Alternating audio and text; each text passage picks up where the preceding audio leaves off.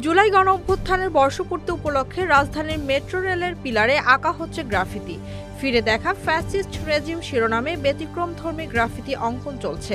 Metro রেলের পিলারে তুলে ধরা হচ্ছে ফ্যাসিবাদী সময়ের গল্প, দেশের জনগণকে একটি রক্তক্ষয়ী গণঅভ্যুত্থানের দিকে ঠেলে দেওয়ার গল্প।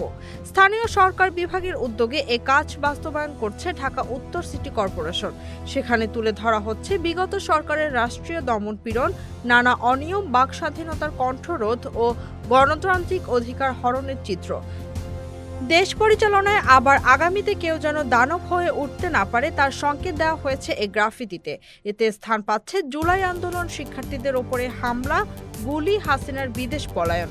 বাদ যায়নি বুয়েট শিক্ষার্থী আবরার ফাহাদ হত্যা, পুরান ঢাকায় বিশ্বজিৎ হত্যা, কুমিল্লার শিক্ষার্থী তনু হত্যা, নোয়াখালী সুবর্ণচরের ধর্ষণ, সীমান্তে ফেলানির লাশ কাঁটাতারে ঝুলানোর দৃশ্য। এছাড়া বিএনপি চেয়ারপারসন বেগম খালেদা জিয়ার গৃহবন্দী, বিনা প্রতিদ্বন্দ্বিতার নির্বাচন, রাতের ভোট, শাপলা চত্বরের গণহত্যার চিত্র তুলে ধরা হয়েছে গ্রাফিতিতে। গুমের শিকার ব্যক্তিদের পরিণতিতে বলা হয়েছে জঙ্গি তকমা দেয়া, ভারতে পাচারের পর গ্রেফতার এবং অল্প কিছু ভুক্তভোগীকে মুক্তি দেয়া। সরেজমিন কারওয়ান বাজার থেকে ফার্মগেট পর্যন্ত ঘুরে দেখা গেছে মেট্রো রেলের পিলারের চারপাশের এক পাশে শিরোনাম ও সাল, বাকি তিন অংশে সেই বছরের বড় বড় ঘটনা। ঢাকা উত্তর সিটি কর্পোরেশনের প্রশাসকের ভাষ্যমতে ফ্যাসিবাদের বিলোপে মাসব্যাপী এ কর্মসূচি হাতে নেওয়া হয়েছে।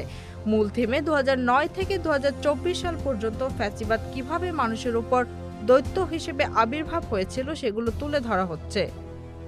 Z news, Dhaka.